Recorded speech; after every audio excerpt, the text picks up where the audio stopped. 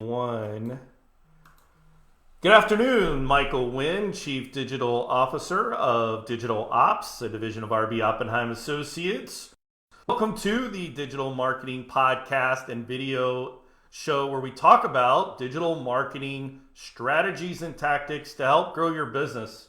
I'm absolutely thrilled today to have as guest on the show Matthew Beaulieu from HUbShout. Welcome to the show, Matthew. How are you, man? Great, Mike. Thanks for inviting me on the show, and we'll try to help everybody out today. Yeah, absolutely. So just maybe a little bit of background. I know that you are the VP of Sales Engineering for HUbShout. HUbShout, I know you've been with them for 10 years, but how did you get started in this gig?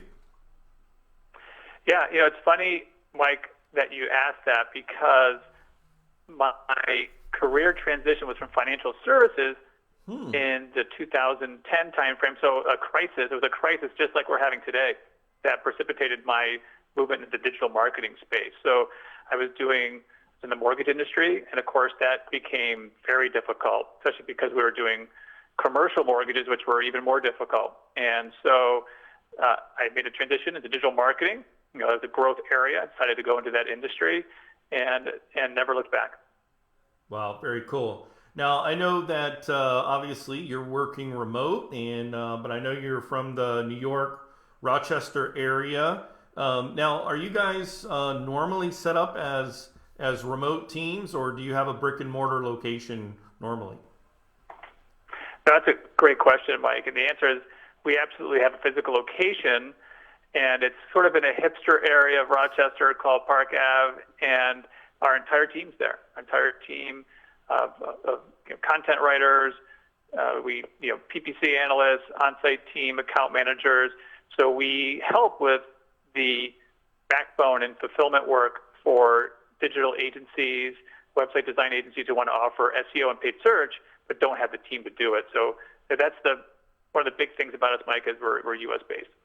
Very nice, very nice. How many people do you have at HUbShout? How many team members? So we have almost 30 team members. Okay. Wow, cool. Do you guys have an internship program there? We started one and with a local high school, and it fell through due to transportation issues at the high school. Right. But we're going to try it again this year, and then of course, or rather the fall. We're going to try again in the fall to see what happens. Yeah. Well, I know that's been one thing. Our agency, we've been in business for going on almost 35 years now, and with our roots in the public relations, advertising, and marketing. So for the past 3 decades, we have had the opportunity and really the joy to work with some of the most exciting, talented young people from our local universities. We're based in Tallahassee, Florida, so home of Florida State University, FAMU. We've also got a few state colleges here, so there's a great pool of young talent. We typically have 3 to 4 interns every semester. This semester, very interesting enough, of course, all of them are remote, as the universities here have all gone to virtual learning for the rest of the year, and we kind of followed suit for them as well as for the rest of our team working remotely. I'm the only one holding up the brick and mortar office, only because my house is 6 blocks from the office, so it's easy for me to skirt the back roads and avoid anyone and still be safe without risking exposure or spread, if you will. But these are some unique times for sure.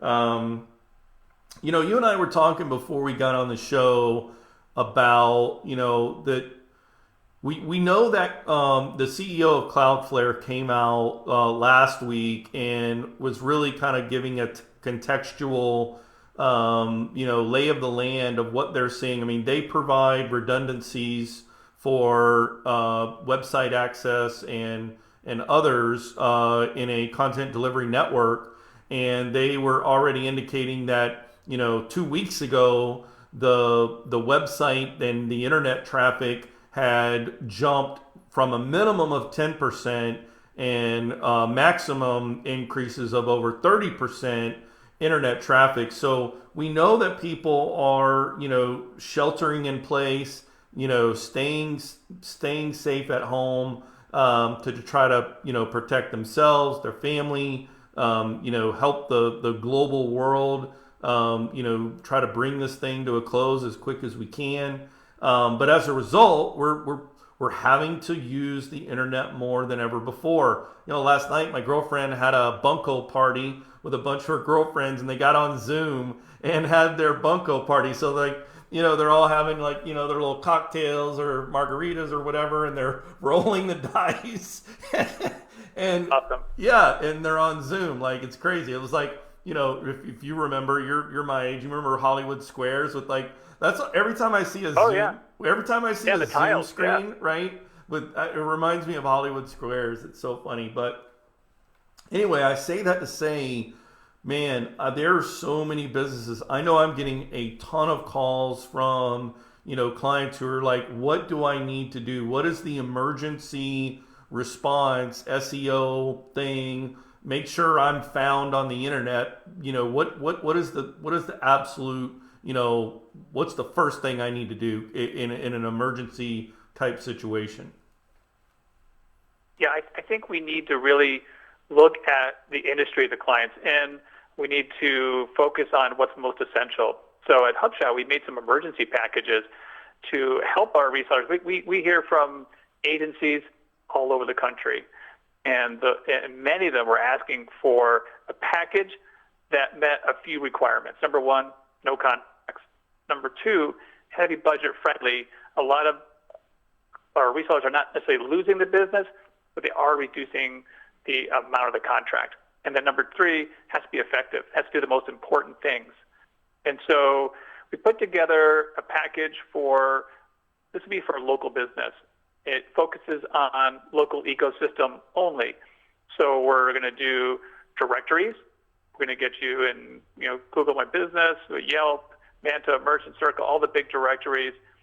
And we're also going to make sure that we take advantage of a few of the more advanced features in Google My Business that are actually super important that a lot of people don't take advantage of. One of those is Google Services.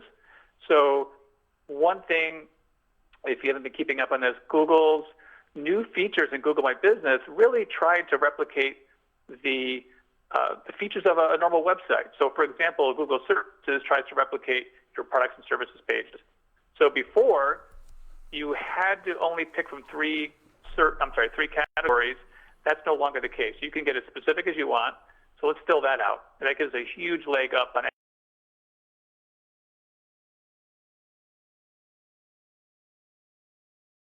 and we can emulate a lot of website features. Google Post emulates a website's blog post. So we write blog posts, but my tip here is don't just write a blog post. Write it and include local landmarks, local events. Maybe we don't have any of those right now, but there may be some local things going on that we can cite and help Google understand that we're in this community. And we put that together to sub $200 package for our resellers so they can offer an essential package. Right. Why do you think? I mean, I definitely don't want to make the assumption that the listeners or viewers of this episode would really understand why are the directories such a foundational piece. Yeah, that's a great point. So there are a number of ranking factors to be sure. However, if you want to be found locally, if you're a restaurant, if you're a dentist or a doctor, the distance between the searcher and the searchee is absolutely critical. And so Google wants to show the most relevant search results. And if you don't have your local ecosystem lined up and all the stuff we just mentioned done properly, Google may elect to show another search result. And so many people don't even have that claimed, or if they do have it claimed, it's not as robust as it could be. And so that's where we want to step in, handle that so you can at least get that local business. And then what we did with this plan, Mike, what I didn't mention before, is we would do this in months 1, 2, 3, 4. And advancing to month 2, we also will make some website copy edits, adding marketing copy to the page, same pricing. We're going to add metadata updates. And then we made it so in month 5, we would move up to a larger plan that had a number of the other ranking factors, link building, content marketing in month 5, assuming there'll be a recovery by then. But the initial idea is that we'll have this emergency package. We're going to build some trust. We're going to keep the client on board, and then hopefully move them back up to where they were if you had a pre-existing plan, or if you're working with us, we have a plan that would take care of that. Right. And again, you know, I mean, obviously the directories are a key part of that essential kind of emergency package. But again, we can't assume that, you know, whether you're a business trying to figure out your marketing, whether you are, you know, the marketing person for your brand, or, you know, you work at an agency and you're trying to figure out how to help your clients, like, we can't assume that they understand why is the Google My Business listing, why is that so important? What signal is there? How is that equated into the algorithm or the formula, or why is it weighted? Why that? Yeah, so that's a great question. I mean, there's really a number of ranking factors. I would encourage anybody to check out Moz's local ranking factor surveys they put together every year and a half, and it shows every ranking factor. There's a pie chart of all the ranking factors.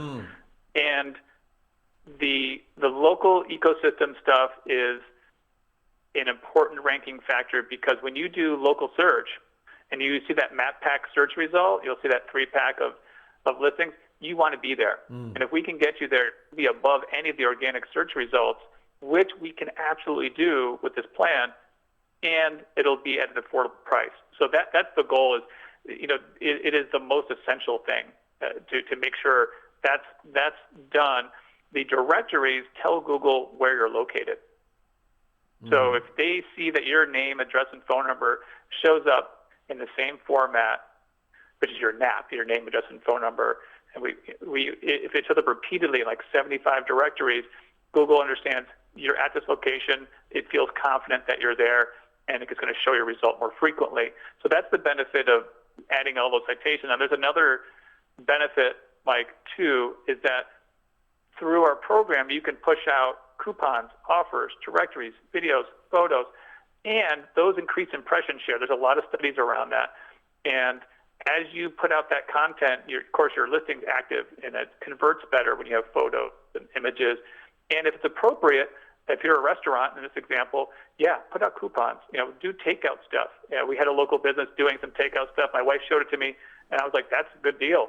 And so, we're probably going to buy from them. They did put something out on Google My Business. So I would definitely encourage to add that premium content in. That's easy to do, super easy to do. We'll pop it in for you and get it all done. So I think that's great. I love that idea. We've talked with a lot of our clients, you know, about that same strategy. All right. So let's say you got that covered. You know, let's talk about if you were to create this bulletproof SEO strategy for the remainder of 2020, you know, if you were going to have an approach, let's say it's, I don't know, like a 3-phased approach, what are the 3 core things? Building on that, building on the sort of emergency plan, what would you say are those 3 core things that we want to try to do? Yeah, absolutely. So there are 3 major components. We covered one pretty heavily, and that's the local ecosystem stuff. So that is super essential. However, when you think about being the number 1 search result on Google, it does take more to be number 1 overall. And we can extend your reach in local, so you still will be number 1 in a hyper-local area if we do the local. However, as we want to show up maybe in the organic search results and a little farther away when you think about the radius, because as I mentioned, the distance between the searcher and the searchee is critical and local.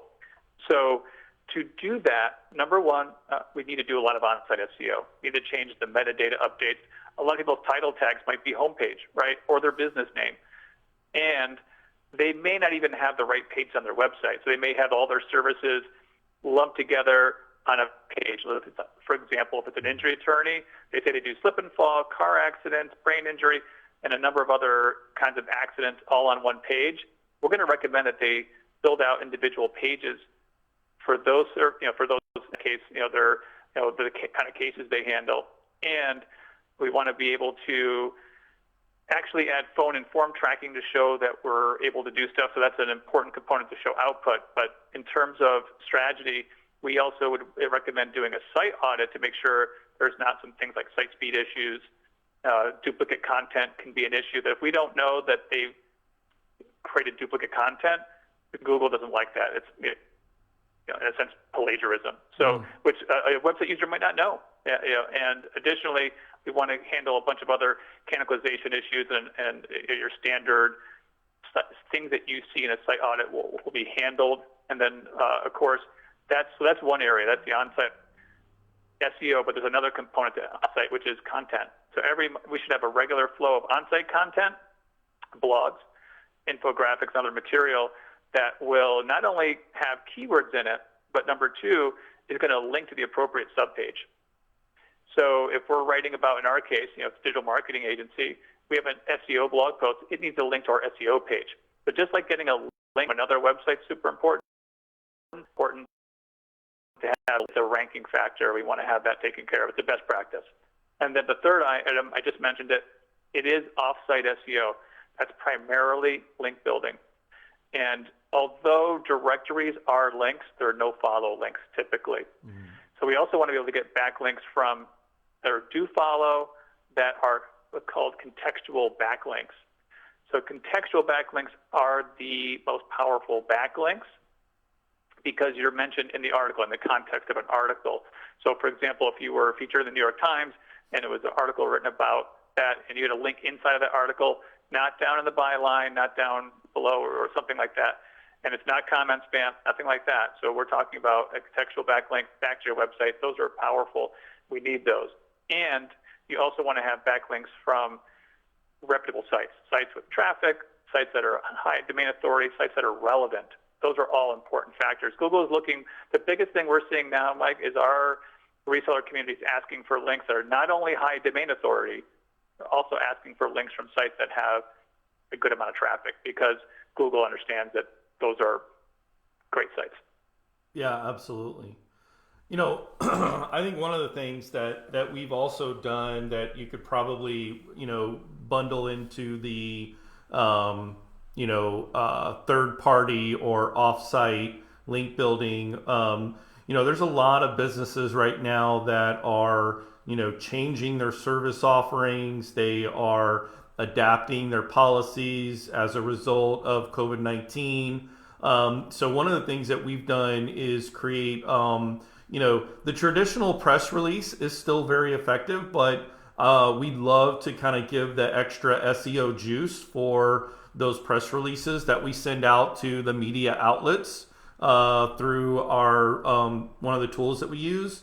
So being able to write, that long form press release that specifically talks about the service area that you're changing, and then throughout that document you're linking back to that core service area on your site, you kind of kill two birds with one stone, because number one, you're letting everyone and their brother know that, hey, here's what we're doing, here's how we're, so like you're giving aid and information to the human eyeballs, but you're also giving aid and a signal to the search engines, because when you submit these things, like pretty much every digital news outlet that accepts these like a PR Wire type feed, like boom, you're gonna get like 300 backlinks from all of these areas. So again, it's kind of a 2-for-1 deal where you're getting the information out to the humans,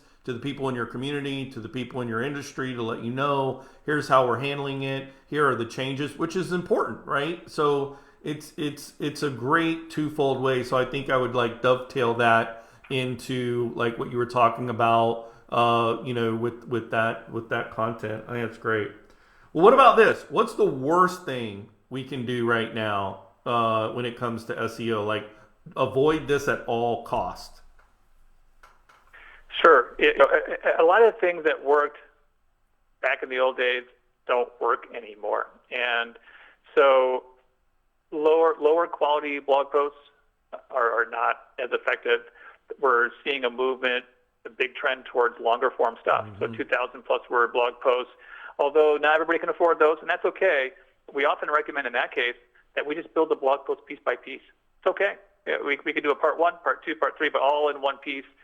And we could, if they have a modest budget, that's how we solve that problem. So we definitely want to see that, and we subscribe to the expanded list blog post or skyscraper stuff that you see Brian Dean recommend or Neil Patel doing all the time. Yeah. Those industry leaders, that's very common. And we also, in terms of mistakes, people are still using a lot of outdated tactics. We see that all the time. We see people doing comment spam, I mentioned earlier, and keyword stuffing.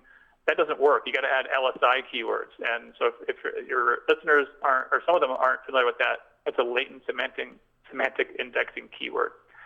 So the example I always use, when you don't want to just use the keyword repeatedly, you want to add some context around that keyword. So I'll give you a simple example I use quite frequently, is if it was the keyword was cars, I might mean automobiles, or I might mean the rock group, the Cars, or I might mean the movie Cars, right? So if I add some keywords around that, like, for example, Pixar, Disney, box office smash, and I added in Mater and, that kind of stuff, you'd say, Matt, that's the movie. Right. If I said, Billboard Top 100 hits, Rock and Roll Hall of Fame, you'd say, well, Matt, that's the rock group.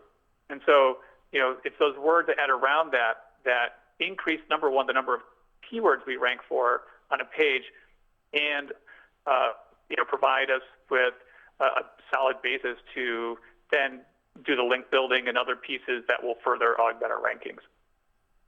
Yeah, I think about when you talk about the kind of breaking it up into a series. Two of the most popular segments that we did in 2019. One was we did it early in 2019, like in January. It was a 4-part series, in depth on how to build a digital marketing plan around the sales marketing funnel. And, we broke up all the stages, and, it's actually the most listened to podcast, the most, read pages. Like, it's absolutely one of the best. And then the second one that we did last year was, I did this really interesting deep dive into the election of 2016 and how, the Senate committee had Zuckerberg on, and they had all of the documents from Facebook and how the Russians manipulated Facebook with fake accounts, and they've made movies about this stuff, right? But yeah, so that was I think I did a 3-part series on that. So those two broken up into series were huge. So I agree 100%. It's a great tactic. Man, Matt, we have covered a bunch. This is some great stuff. We covered an emergency plan. We covered the 3 rock solid strategies that you need to cover. We talked about the things that you want to avoid. Any last parting thoughts? Yeah, I think, one thing, a lot of mistakes that agency owners make sometimes is trying to do everything, trying to be an expert in everything. And if you can specialize in what you do best and do that at a level that makes you exceptional, and leave those other things to other people. I mean, we all outsource something, right? Whether, I don't want to do my taxes, maybe I don't want to change my oil. I mean, you name it, right? There's something that we don't like doing. And for some people, that might be the SEO portion, might be paid search, might be another part of the business, website design. Find a reliable partner, get that squared away so you can reliably scale your agency, because so many agency owners that I see get stuck in the trap of having you can handle about 10 or 15 accounts on your own. That's pretty typical. Yep. And after that, what happens is you no longer have time to prospect. You're too busy actually doing all the fulfillment work and customer service work. and then you lose a few clients, then you go back and do sales and get a few more back, and you're in a loop, you're in a cycle, you're stuck at around 10, 15 clients. So because we've seen that happen so frequently, and because there are ways to solve that problem, we would encourage people to look for those experts in those areas they need help in. That's great. That's great. Well, guys, thank you so much. Matt, thank you for being on the show. For those of you who want to check out HUbShout.com, highly recommend it. Matt, again, thank you so much. Have a great weekend. My name is Michael Wynn, Chief Digital Officer of Digital Ops, a division of RB Oppenheim Associates. You guys have a great weekend. We'll catch you next week. Take care, Matt. Thanks, Mike. Thanks, everyone.